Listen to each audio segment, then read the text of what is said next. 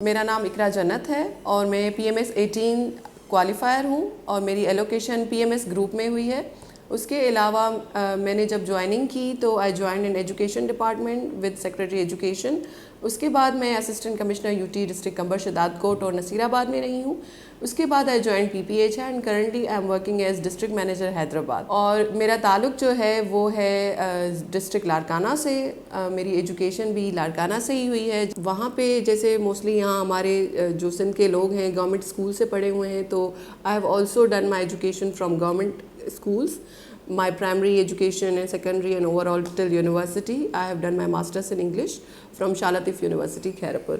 उसके बाद I prepared for competitive exams और उसमें मुझे तकरीबन 1-1.5 साल लगा and I qualified PMS in my very first attempt. अच्छा, मुझे बचपन से ही I was being motivated by my father कि आपको कुछ लाइफ में अलग करना है, आपको मेहनत करनी है, पढ़ना है, क्योंकि I was the only female from my family who was actually trying to study and coming out of the household things and overall. तो उसके बाद ये हुआ कि मुझे कुछ अपना भी पढ़ने का शौक़ था। मैं to do the comparative analysis के जो पढ़ी लिखी ख़वातीन हैं, जो सेल्फ सफिशेंट ख़वातीन हैं और जो अपने पैरों पे खड़ी हैं वर्सेस जो एक डिपेंडेंट लाइफ गुजार रही हैं, उन दोनों का जब एक कंपैरेटिव एनालिसिस मुझे मेरी फैमिली में ही समझे कि मेरे फादर और मेरे अंकल्स ने ये एक बात हमें समझाई बचपन से ही, तो फिर हम उसी तरफ राग़िब हो गए कि भाई अब पढ़ना है, मेहनत करनी है।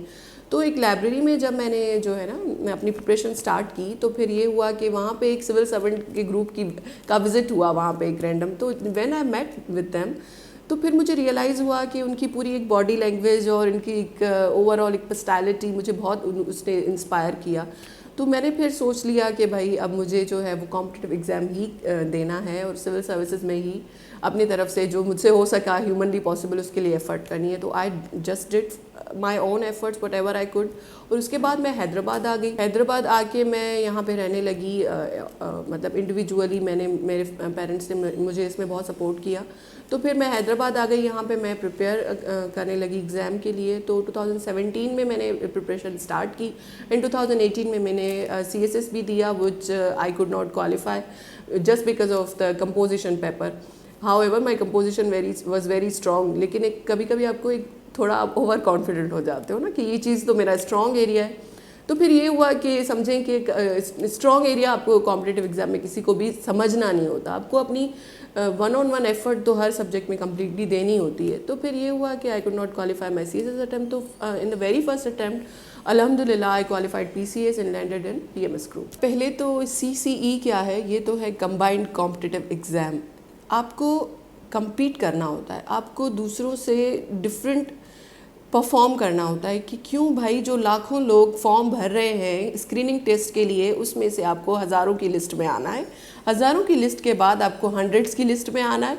हंड्रेड्स की लिस्ट के बाद आपको जो है वो जो नंबर जो आपका एलोकेशन होती है आपकी ग्रुप्स में इंटरव्यू के बाद, उसमें लैंड करना है। तो वो कंटिन्यूसली कॉम्पिटिटिव एग्ज़ाम का एक क्राइटेरिया है जिससे आपको गुजरना होता है। एक फेजेस चलते हैं 1 by 1 ना। तो वो क्रॉस करने के लिए जो कंपटीशन का स्पिरिट आप में होता है, इसीलिए ही इसको कॉम्पिटिटिव एग्ज़ाम कहा जाता है। ये मेरी स्ट्रेटेजी क्या थी? मेरी स्ट्रेटेजी ये थी कि स्क्रीनिंग टेस्ट के लिए तो प्रिपेयर करते हैं आप बुक से।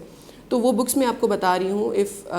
अगर आप इम्तियाज़ शाहिद की बुक रेफ़र करें तो it is one of the very good books के वो भी आपको लाजमी पढ़नी है। और कैप्सूल्स आते हैं इल्मी सीरीज़ के, वो बहुत हेल्पफुल होते हैं। आप इल्मी सीरीज़ के कैप्सूल्स रेफ़र करें और पूरा पढ़ें उसको, ठीक है ना।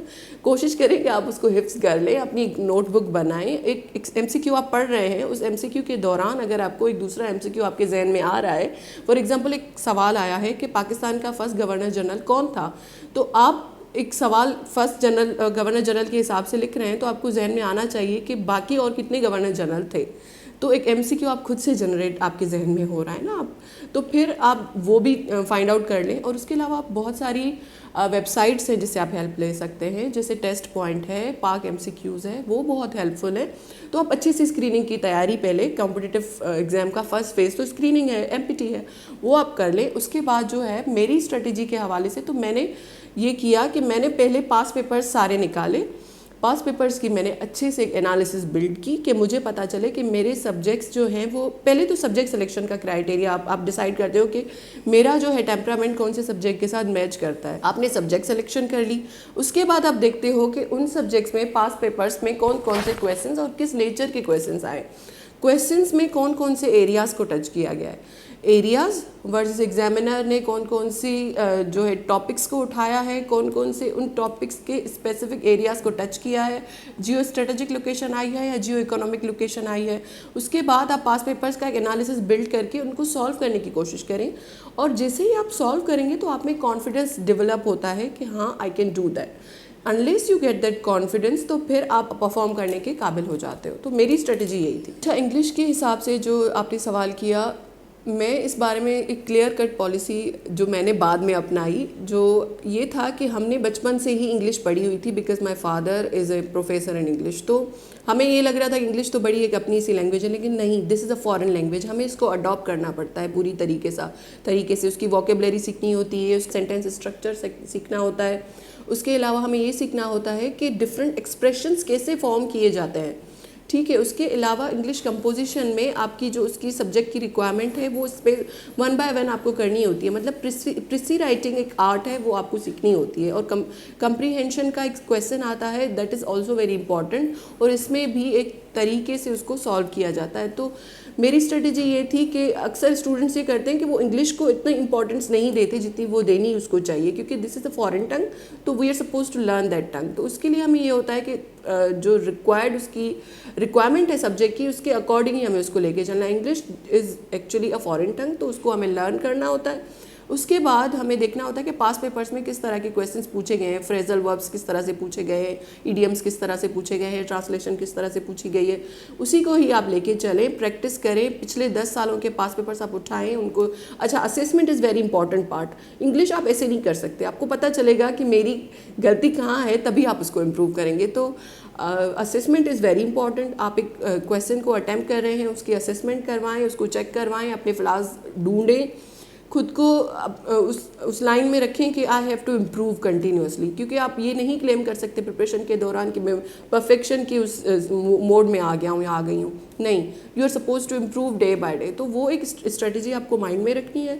असेसमेंट लाजमी करवानी है। मेरी भी यही थी कि I use to get my precis and comprehension and overall composition paper assist as much as possible. अच्छा, इंग्लिश जो है ना, कभी कभी मैंने ये देखा है कि स्टूडेंट्स इंग्लिश को प्रॉपर टाइम नहीं देते। एसे के पेपर में मोस्टली या कंपोजिशन के पेपर में मोस्टली फेल होने की वजह यही होती है कि स्टूडेंट्स जंप करते हैं ऑप्शनल सब्जेक्ट्स की तरफ या बाकी जो कंपलसरी सब्जेक्ट्स की तरफ है। वो अपनी फ्लॉज इंग्लिश में ढूंढते ही नहीं, असेसमेंट की तरफ इतना ध्यान ही नहीं देते। तो वो दोनों चीज़ें बहुत ज़रूरी है। वोकेबलरी ये है कि आप जो है एक वोकेबलरी का एक वर्ड है वो आप निकालें। देखें, आप डा न्यूज़पेपर या कोई भी अच्छा सा न्यूज़पेपर या कोई भी अच्छी बुक्स आप अगर रीड कर रहे हैं तो definitely you will be getting the words that you do not know, so you would be getting out all the meaning of those words in your own mother tongue. ठीक है ना, mother tongue में निकालेंगे तो वो that would be rather feasible for you कि आपको उसकी फिर यूजेज आएगी। ठीक है, अगर इंग्लिश टू इंग्लिश आप उसकी मीनिंग निकाल रहे हैं तो फिर आपको प्रैक्टिस में उसको उतना ज़्यादा लाना पड़ेगा कि आपको पता चले कि इंग्लिश के एक वर्ड की डिफरेंट मीनिंग्स होती हैं और डिफरेंट मीनिंग्स का डिफरेंट यूजेज होता है। ठीक है, फॉर एग्जांपल एक वर्ड है क्लास, ठीक है ना, तो क्लास वर्ड की डिफरेंट जो है ना वो मीनिंग्स है। एक क्लास होती है बच्चों वाली, एक क्लास होती है कि जो है क्लासेस हमारी सोशल सर्किल में उनका डिवीज़न हुआ होता है। एक क्लास होती है कि भाई क्लासीफाई करना होता है आपको। तो वर्ड से जो वर्ड बनते हैं फिर उसके हिसाब से आप उसका यूजेज आइडेंटिफाई करते हो डिक्शनरी के थ्रू और फिर उसको प्रैक्टिस करते हो, तभी आपको वो एक चीज़ आती है। Specifically this is for beginner.